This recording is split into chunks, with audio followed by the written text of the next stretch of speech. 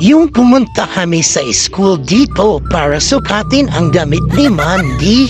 At nakailang try na kami ng damit at ayun hindi nga pasok lahat na outfit niya. Anong gagawin natin? Mag-adjust ba si ma'am o on me? Char!